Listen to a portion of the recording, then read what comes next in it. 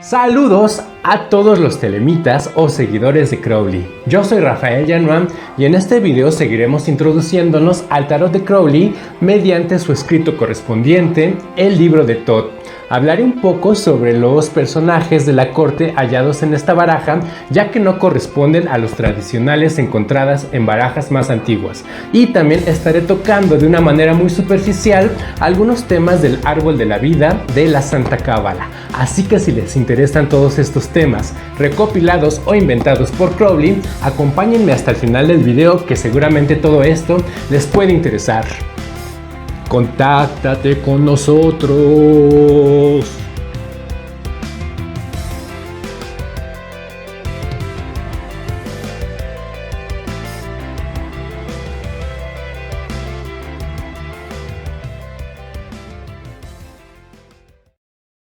Pues muy bienvenidos sean nuevamente a este su espacio de Arcanos Trabajando. Y este video en realidad tuvo que tratar acerca del primer arcano encontrado en la baraja de Crowley, que sería el loco. Pero si nos atrevemos de alguna manera a hojear este libro sin tener pues ningún contexto o sin saber nada de las tradiciones en las que está involucrado o de las desde donde habla Aleister Crowley, pues nos toparíamos con lo siguiente.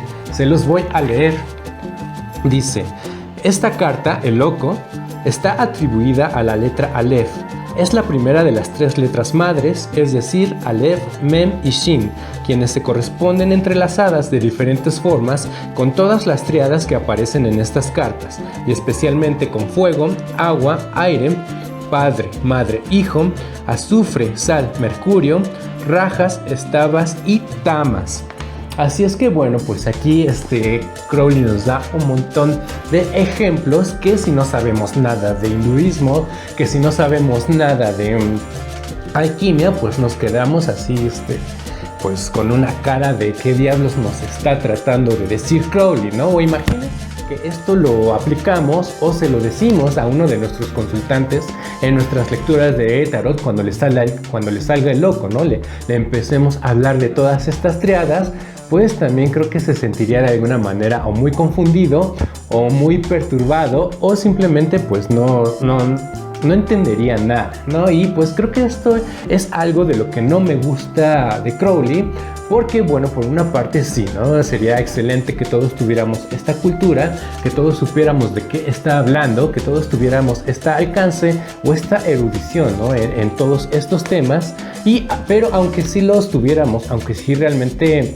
fuéramos expertos en todos estos temas, lo que no me gusta aquí es que Crowley asume o afirma que en realidad todas estas posturas están hablando de lo mismo o hablan de cosas muy parecidas, ¿no? A final de cuentas, por lo menos esto de la alquimia, también existen un montón de alquimias y un montón de corrientes alquímicas, pues podría por ahí haber una que diga algo diferente o que diga algo contradictorio, o incluso pues ya de entrada se presta a la mera interpretación, ¿no? O requiere de una interpretación. Aquí la interpretación de Crowley es que tanto el hinduismo como la alquimia como la cábala están hablando de lo mismo, y a mí pues me parece en realidad esto algo erróneo, ¿no? Se reduce o hace esta reducción en este esfuerzo, ¿no? Como de asumir o de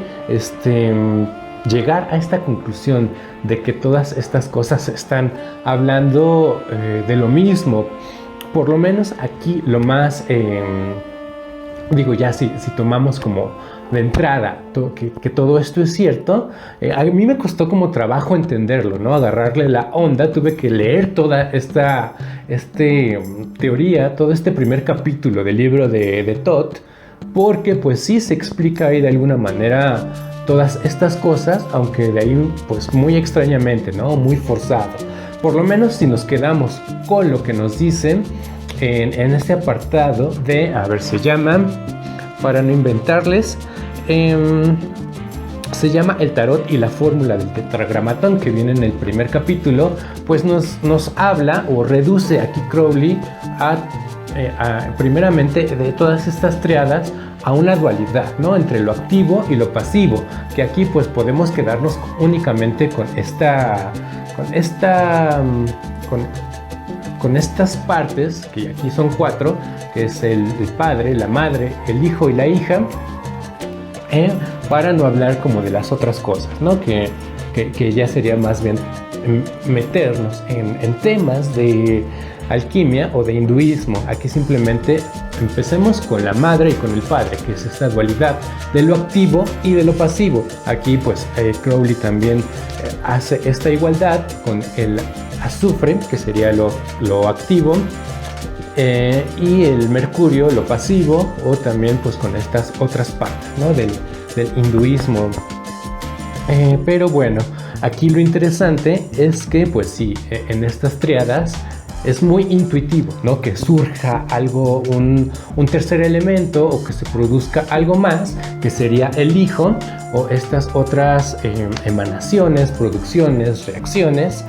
Pero aquí pues Crowley también añade, o por lo menos responsabiliza a la cábala de todo esto, ¿no?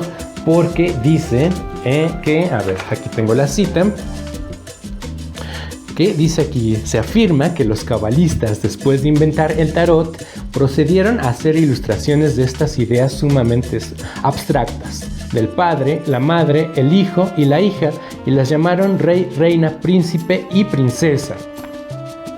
Y bueno, aquí pues encontramos en primera instancia que por lo menos las figuras originales, y esto también es controvertido, porque también en un apartado de este primer capítulo sobre la historia del tarot, Crowley ya había dicho que no sabíamos o no se sabía el origen, ¿no? Del tarot, la fecha, ni siquiera si había sido inventado en el tarot, en el egipcio antiguo, ¿no? Aunque también está esta polémica. Muchos de los cabalistas afirman que la cábala pues es como la primera religión, o el primer conjunto de ideas, de tratados, de donde surgieron todas las demás religiones, ¿no? Históricamente pues se tienen estos datos de que la cábala surge en Europa en el siglo XII o XIII. Pero pues muchos creen o sostienen que todas las religiones, que todos los sistemas filosóficos surgen de este pensamiento, o de esta tradición cabalística que tendría pues ya milenios de antigüedad. Pero bueno, pues aquí Crowley por lo menos nos dice que los cabalistas imaginaron o crearon el tarot con estas 4 figuras se me olvida, se me va la onda, que son el rey, la reina, el príncipe y la princesa. Entonces pues aquí esto ni siquiera coincide con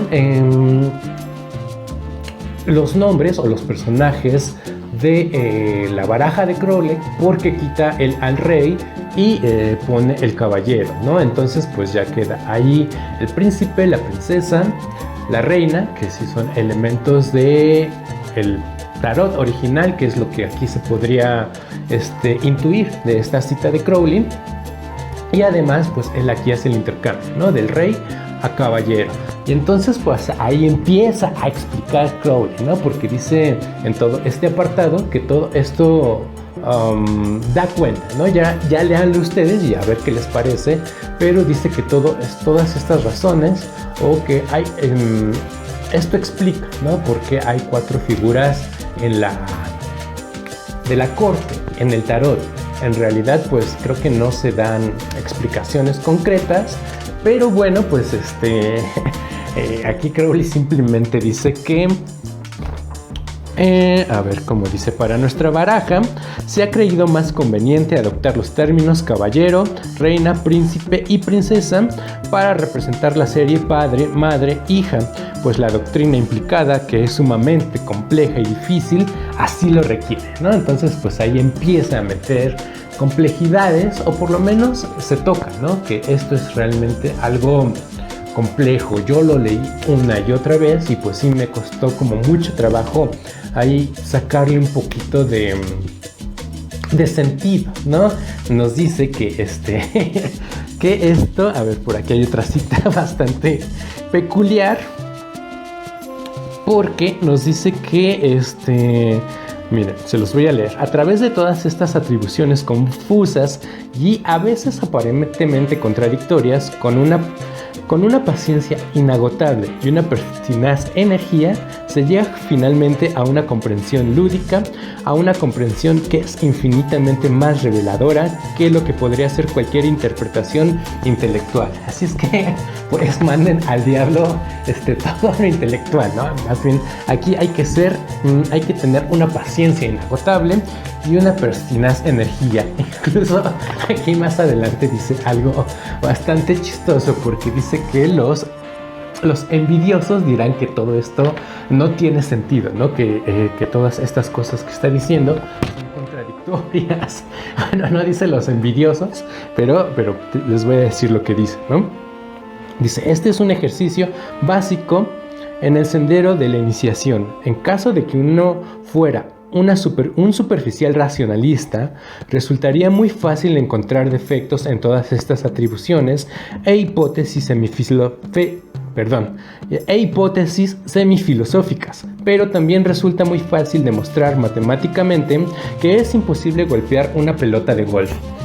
Yo nunca había escuchado este ejemplo o este contraejemplo de las matemáticas, que resulta imposible golpear o tocar otro objeto, pero creo que sé a dónde va, ¿no? Por lo menos estoy consciente o sé que desde la pura lógica, que aquí también podría ocupar ese espacio las matemáticas abstractas o las puras matemáticas, pues desde la lógica se puede afirmar o se puede contradecir cualquier cosa. Entonces se puede llegar a ser verdadero cualquier cosa, como también se podría falsear o encontrar ahí defectos simplemente desde lo lógico. Pero bueno, aquí creo que esto no va por aquí. Creo que en realidad tiene esta como interpretación, o está ahí como oculto este camino que no es intelectual, ¿no? Que no es racional, que no va a través de un pensamiento, sino podría ser como más por este lado de la revelación, lo místico, lo intuitivo. Aunque bueno, pues aquí también no me gusta tampoco Crowley por eso, ¿no? A final de cuentas no da una razón clara, o no da una razón pues que se puede entender, ¿no? A mí me recuerda también, o me hace pensar en esto que dice Nietzsche en su libro Zaratustra. Me parece que sí es en este libro donde afirma, no sé cómo lo llame ahí, si dice algo así como los pobres de intelecto o los posers, también podría ocupar esta palabra, se esfuerzan en enturbiar el agua, en mancharla, en hacerla oscura para que parezca profunda, en vez de pues aclarar cosas, ¿no? Que podrían ser pues bastante fáciles de aceptar, entender o transmitir, si realmente pues tuvieran esta verdad, o realmente sería algo pues que podría tocarnos a todos, ¿no? Aquí creo que sí podría estar cayendo Crowley, ¿no? Más bien en enturbiar, en hacer confuso. Incluso pues por ahí dice simplemente, no da razones tampoco, ¿no? De por qué ocupa al caballero, ¿no? Miren, dice por aquí, para nuestra baraja se ha creído más conveniente adoptar los términos caballero, reina, príncipe y princesa para representar la serie padre, madre, hijo e hija, pues la doctrina implicada que es sumamente compleja y difícil, así lo requiere. Entonces, pues, nos quedamos con eso, ¿no? Con que, pues, es lo más conveniente para nosotros, o es lo más conveniente que los maestros,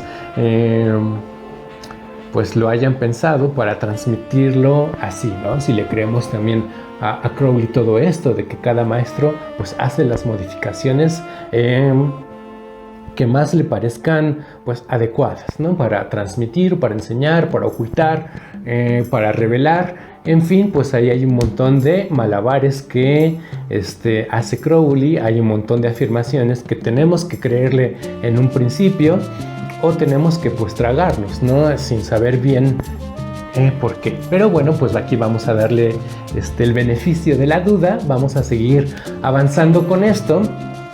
Yo simplemente me quedaría con esta intuición, ¿no? De que existen dos contrarios, que podrían existir dos elementos, que al juntarse pues se crea otra cosa. Creo que esto es algo bastante intuitivo. Ahí cuando viene el otro elemento cuarto pues es algo difícil, ¿no? Ahí simplemente Crowley habla o da un ejemplo aquí muy bonito, porque habla como de estas reacciones químicas. Da un ejemplo de un elemento cloro que se junta con otro, ahorita no recuerdo cuál es, pero que si se le añade una chispa a fuego, pues produce una explosión y a final de cuentas el resultado o el elemento que queda es el ácido clorhídrico, me parece. Y entonces pues aquí estaría implícito, ¿no? El padre, la madre y el hijo, y además pues habla de que se produce otra cosa, que es el efecto luminoso también. Y entonces aquí habla pues de la hija, ¿no? De como de esta producción espiritual que se da, pero también dice que esto sería una manera de interpretar o de acercarse a este cuarto elemento, porque pues también más adelante habla como o equipara a esta hija con el elemento de la tierra. Entonces pues aquí se vuelve también un poco contradictorio, ¿no? Lo espiritual y lo meramente concreto o lo palpable o lo tangible, la última producción, ¿no? Que aterriza siempre en algo tangible. Y bueno, pues aquí de todos estos elementos pues es lo que les quería compartir, ¿no? A final de cuentas de aquí surgen estos cuatro figuras de la corte, o por lo menos da esta explicación de por qué son cuatro figuras de la corte. Y esto también es interesante porque yo nunca había encontrado, ¿no? Una explicación de por qué son cuatro o por qué son tres. De hecho, se tiene toda esta discusión, ¿no? De que en las barajas que conocemos ahora de la española y la inglesa, pues solamente hay tres figuras, ¿no? Que no son las mismas. Entonces, pues aquí por lo menos se agradece este ejercicio, ¿no? O que se lance esta problemática. Pero bueno, pues aquí es lo que les quería decir, ¿no? El padre, a final de cuentas, se hace esta regla o se equipara al padre con el fuego, a la madre con el agua, al hijo con el viento y a la hija con la tierra. Y bueno, pues también aquí el padre es el caballero, la madre es la reina, el hijo es el príncipe y la hija es la princesa. Entonces pues quedan ya estas figuras, ¿no? Aquí habría que tener una paciencia inagotable, como nos dice Crowley, y adentrarnos en todo esto para ir comprendiendo poco a poco. Yo me quedaría, como les decía, con esta dualidad que produce un tercero, que creo que también aquí esto es bastante... hay que poner bastante atención en esto, porque también de aquí se deriva muchas cosas del árbol de la vida o de un problema que atañe bastante a este tema. Porque por lo menos en el árbol de la vida lo que yo tengo entendido es que todo surge a partir de uno, ¿no? Entonces aquí cuando aparecen estos dos, cuando aparecen estos tres y cuando aparecen estos cuatro, pues es toda otra problemática. Pero bueno, por lo menos aquí vamos a quedar este apartado de este video. Y vamos a seguir con esto de la cábala, de lo uno, de lo doble y de lo múltiple. Así es que bueno, vamos para allá.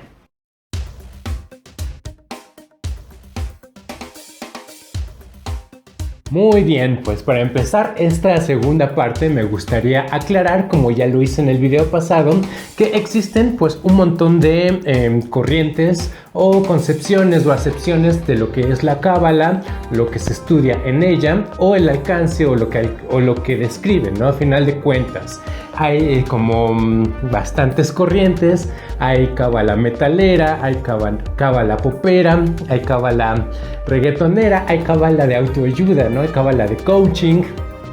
Entonces pues sí, en realidad pues sí, aquí habría que aterrizar, o si a ustedes les interesa la cábala o les interesa pues un punto específico o una cierta perspectiva acerca de todos estos temas, pues tienen que saber que la cábala a la que se refiere Crowley es una cábala que se escribe con Q al principio y con una H al final.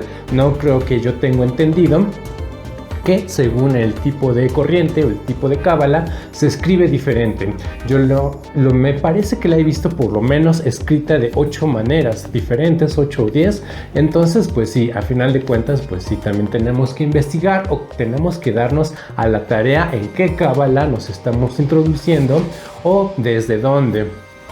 Porque pues también ya a estas fechas pues se ha manejado, pues ha manoseado un montón, ¿no? Se ha prostituido bastante todo este tipo de pensamientos y pues me parece que todo esto es a partir o tiene mucho peso, ¿no? Esta corriente de la New Age, este espiritualismo, donde se hacen todas estas mezclas, donde se hacen todas estas revolturas y pues sí, principalmente creo que se considera a Crowley como uno de los predecesores o quienes arrancan, ¿no? Todo este movimiento.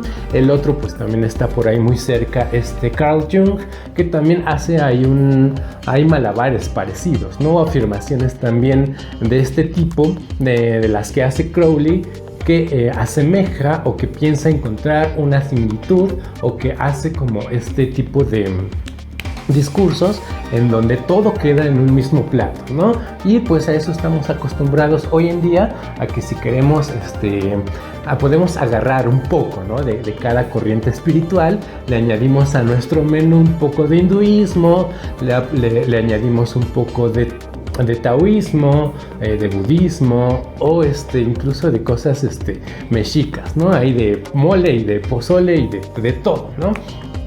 Entonces pues creo que esto también es algo que tenemos que tener en cuenta. Yo tampoco soy experto para nada en todos estos temas, pero pues sí me queda muy claro, ¿no? Que no, bueno, a mí no se me hace adecuado o no se me hace preciso, incluso pues se presta a todo este tipo de confusiones, se presta a toda esta tipo de turbiedades de la que les hablo, ¿no? Aquí pues por lo menos en estos ejemplos que les daba de estas triparticiones, que está por ejemplo en la alquimia, que es el mercurio, el azufre y la sal, pues más bien habla como partes del alma, ¿no? Habla partes del humano o ciertas cualidades que Crowley lo quiere equiparar, ¿no? O bueno, por lo menos él piensa más originalmente al padre, a la madre y al hijo. Pero pues aquí también lo equipara con estos otros 4 elementos de la tradición griega, que son el fuego, la tierra, el agua y el aire, que aquí más bien estos elementos sí tienen esta connotación de ser precisamente fundamentos materiales últimos de la realidad, ¿no? Aquí es otra cosa. En el hinduismo yo creo que más bien esto de los, a ver, déjenme ver cómo se llaman, porque se me olvidan, lo de rajas, sattvas y tamas. Por lo menos aquí también hice una investigación muy breve, pero esto ya me pareció más bien como energías o fuerzas, ¿no? que le dan ciertas cualidades. Entonces aquí pues también hay que distinguir muy bien, ¿no? Que son fundamentos, que son elementos, que son cualidades, que son fuerzas, que son como dimensiones también, ¿no? Aquí Crowley quiere añadir como o pasar todo esto por la misma tabla, quiere como hacer esta equiparación muy forzada. Y pues no sé a partir también de qué punto se empieza a hablar de fuego, de agua, de aire y de tierra en la cábala, ¿no? En el árbol de la vida.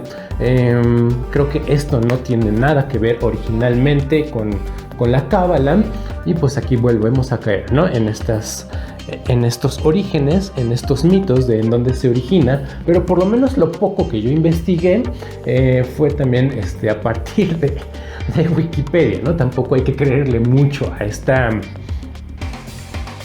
plataforma, a todo lo que encontramos en ella, pero pues por lo menos como un primer vistazo o una introducción o tener como cosas para seguir una línea de investigación, pues por lo menos creo que sí es adecuado. Aunque también aquí esto es bastante interesante lo que encontré aquí en este artículo de la Cábala, porque sí por ahí tiene un pequeño texto que dice que en libros antiguos de Cábala ya estaban escritos la equiparación de los arcanos mayores con las letras del alfabeto hebreo. Pero pues es gracioso porque también dice falta una cita, ¿no? Hace falta una cita que compruebe o que reafirme esto. Y pues no sé por qué pusieron esto del tarot y la cábala en este artículo de Wikipedia. Se me hace que por ahí hay mano negra o por ahí pagaron un poco para que esto se mantuviera o apareciera ahí, ¿no? Al final de cuentas, pues sí se agradece que explique que hace falta una cábala, pero que hace falta una cita, pero pues también porque lo dejan ahí, ¿no? Pero bueno, por lo menos lo que nos dice aquí en Wikipedia, que también es algo que yo tenía entendido, ¿no? Algo que me había parecido, pues que contenía todos estos discursos de la cábala, es que es una interpretación mística de parte de esta tradición judía del Pentateuco o del Antiguo Testamento, ¿no? Para los cristianos, que es como se le conoce así, ¿no? Desde el cristianismo a los libros antiguos, a los libros anteriores a la aparición de Jesús, que contiene la Biblia, que se le conoce pues como este Antiguo Testamento. Entonces pues este círculo o este grupo de místicos o de estudiosos alternos, por llamarle de alguna manera, pues empiezan a interpretar, empiezan a estudiar estos libros a partir también de esta geometría, ¿no? Que es a ver cómo esto me va a costar un poco de trabajo, ¿no? A lo mejor estoy diciendo también un montón de tonterías, pero es como el supuesto o es como el conocimiento oculto de lo que representa o de la fuerza que tiene cada número equiparado a una letra, ¿no? Porque también en el hebreo antiguo o en el hebreo, pues los números se les asignaba una letra del alfabeto. Entonces pues también ahí había o se podía encontrar un sentido oculto, ¿no? De sumar números, de restar, de multiplicar, de encontrar como unos grupos. Entonces pues ahí se ponen a hacer un montón de investigaciones, un montón de desarrollar también conocimientos a partir de estas interpretaciones ocultas o a partir de estas interpretaciones que están ahí encriptadas, ¿no? en el Antiguo Testamento o en el Pentateuco. Entonces pues esto también aquí les quería recalcar que muchas de las corrientes cabalísticas se desprenden de esta interpretación judía o de esta interpretación que conecta directamente con una visión religiosa.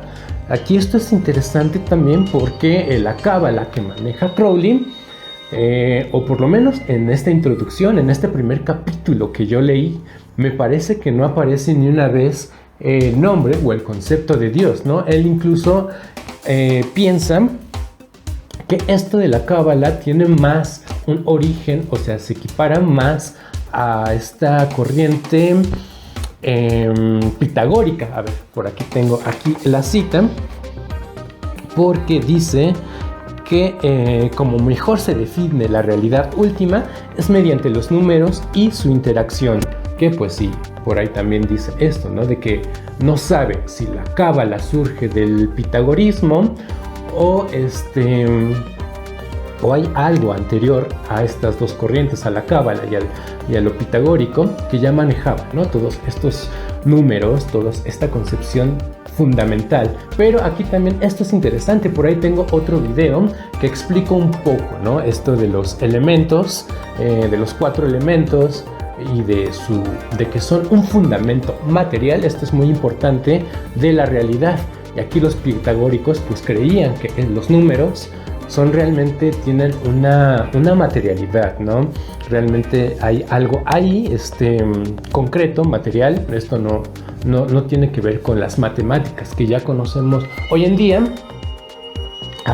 Voy a esperar un poco a que deje de sonar ese famoso sonido de aquí de México. Creo que ya pasó. Bueno, les decía que que estos números de lo pitagórico no definitivamente están muy alejados de lo que pensamos hoy en día acerca de los números, ¿no? Como una creación abstracta, como una creación formal. Aquí sí tienen este carácter meramente material y último de la realidad, incluso desapegado, como les decía, de toda cuestión teológica o cuestión religiosa, ¿no? Aquí sí se encuentra un fundamento en donde no interviene una inteligencia superior o una inteligencia divina. Y aquí pues también es interesante cómo, o va a ser interesante cómo Crowley va a manejar este discurso, porque a mí me parece más valioso, ¿no? Como recuperar esta cuestión de que todo surge de un Dios, o que todo surge de una unidad, ya sea divina o no.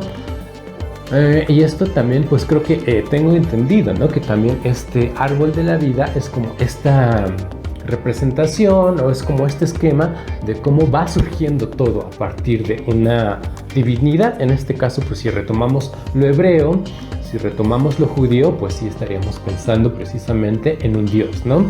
Pero pues aquí está esta corriente, otra corriente que se asemeja a lo pitagórico, pero que aquí, pues sí, esto también aquí habría que discutirlo, ¿no? Habría que adentrarnos más en discutir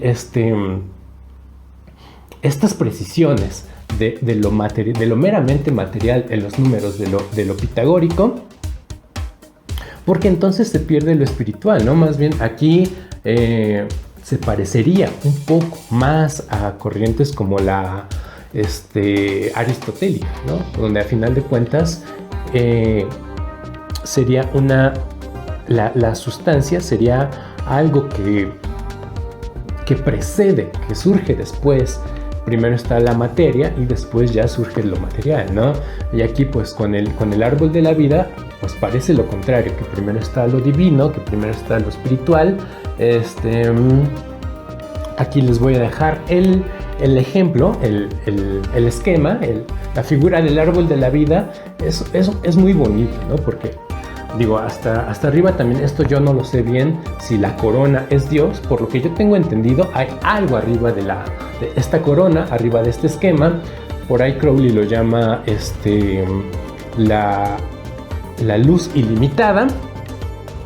Pero bueno, esto ya lo veremos también en otro momento, ¿no? Más bien aquí todo surge en el número 1. Entonces también tienen números estas esferas, se van como decantando, o hay caminos también para encontrar su último destino, que es la esfera 10, que se llama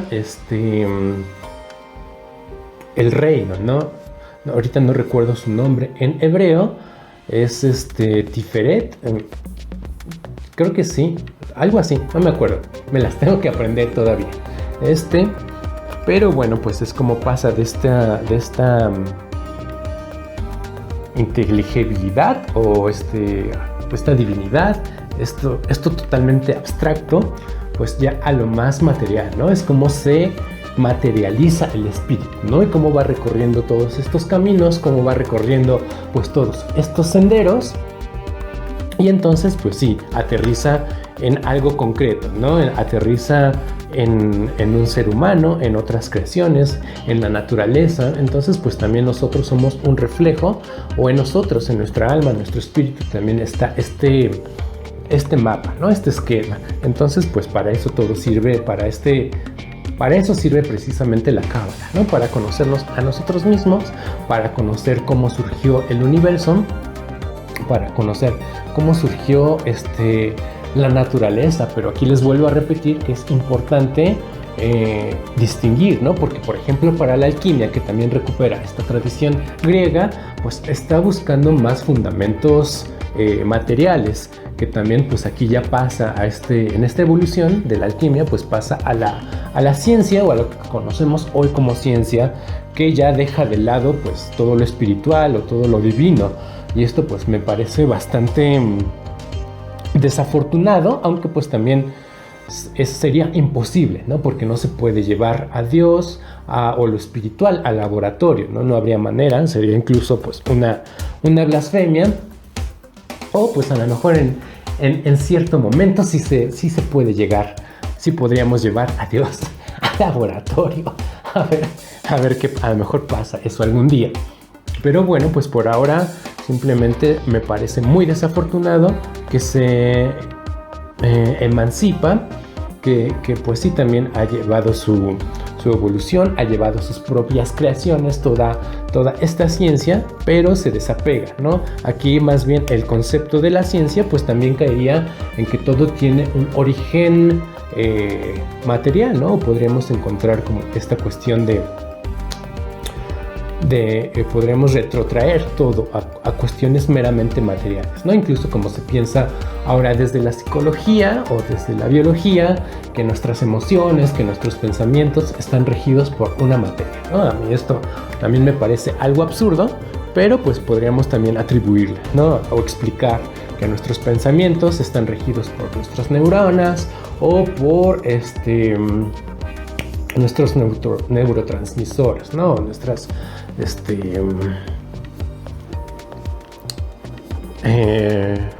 hormonas también. Y les voy a platicar ahorita, se me acabo de acordar de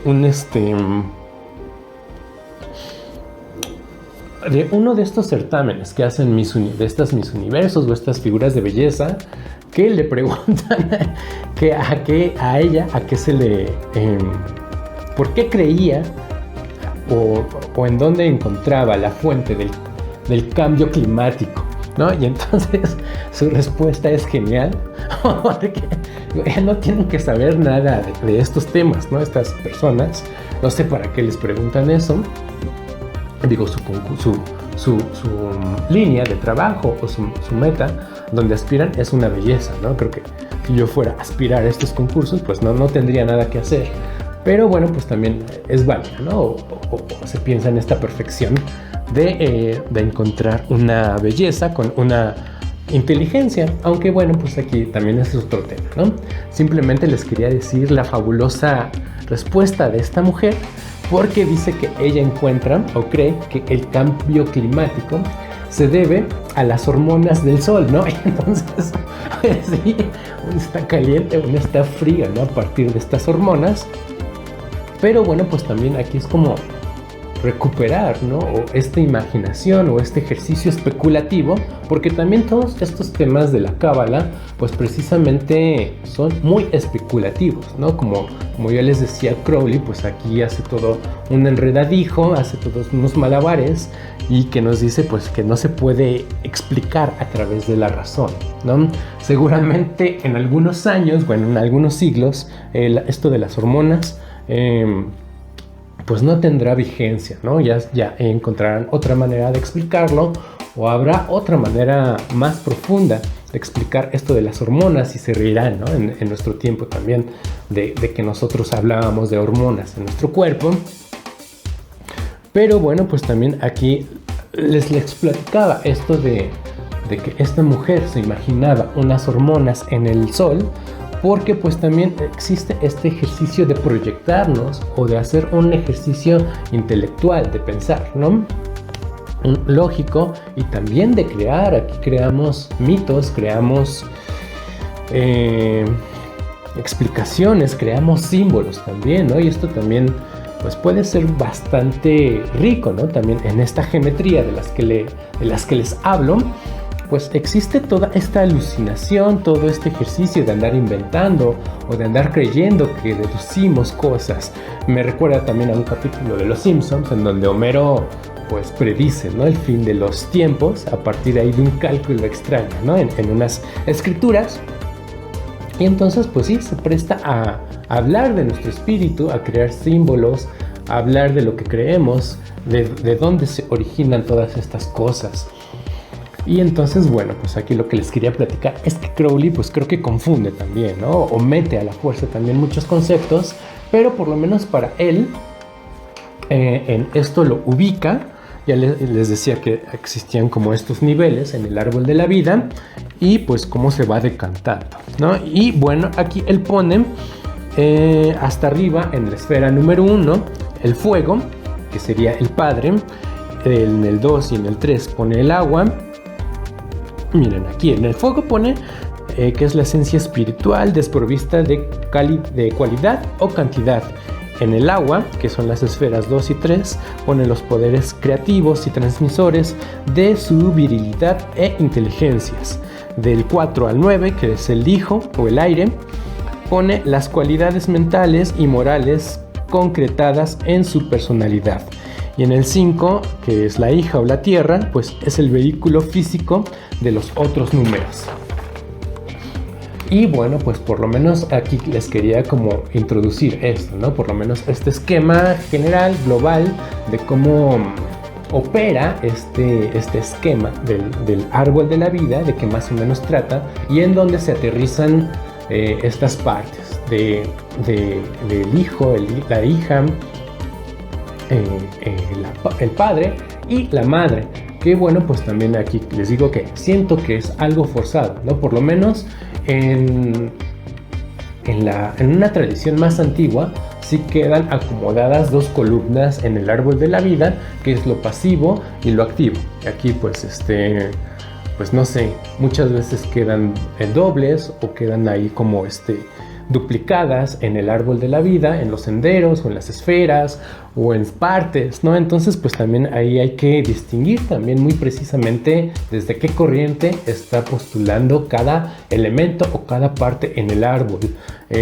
Por ejemplo, también esto de loco, que ya lo veremos más adelante, que habla como de un origen o de lo ilimitado, que pues a mí me parece que esto sería lo que está arriba del árbol de la vida, pero al mismo tiempo aterriza en uno de estos dos primeros senderos, ¿no? El que va hacia el 2 o el que va hacia el 3, que creo que son la sabiduría y la inteligencia, que también ahí hay contradicciones o hay como ciertas corrientes que intercambian, ¿no? Estos números, que algunos ponen en un sendero al mago y en el otro al loco, y luego los intercambian dependiendo, ¿no? de estas posturas. Entonces pues hay que tener todo esto presente, por lo menos por ahora espero que tengamos más claro qué es esto de los 4 elementos, que es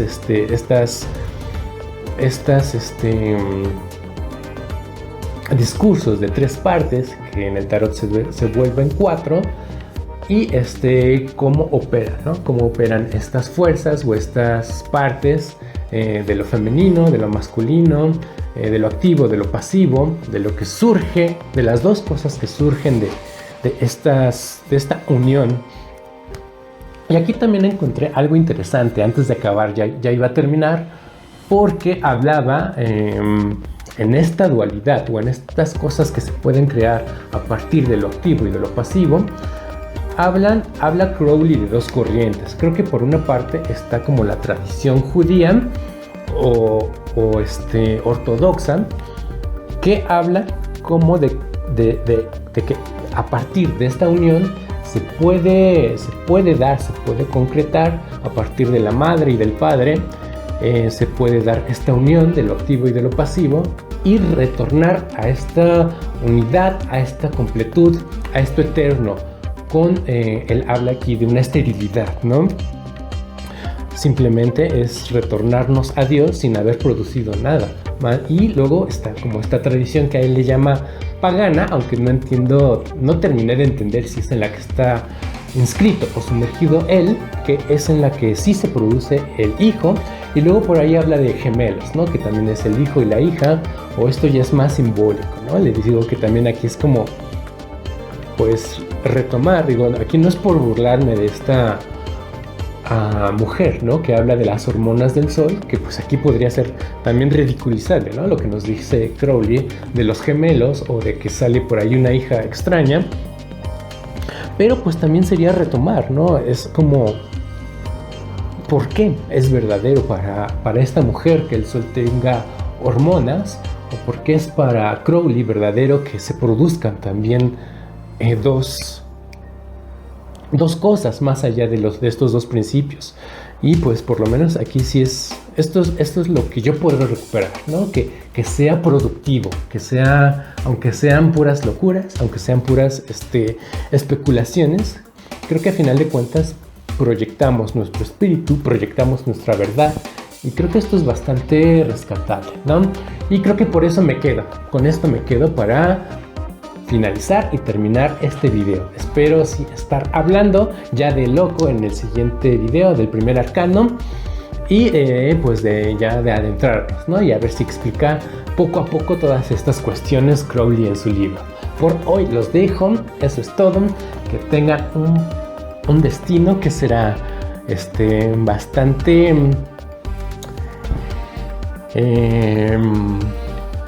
fértil aquí, ¿no? Para hablar de esta tradición pagana, que vayan teniendo hijos por todas partes y hijos de todas, no solo materiales, ¿no?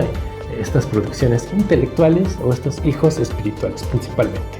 Bueno, nos estamos viendo. ¡Chao!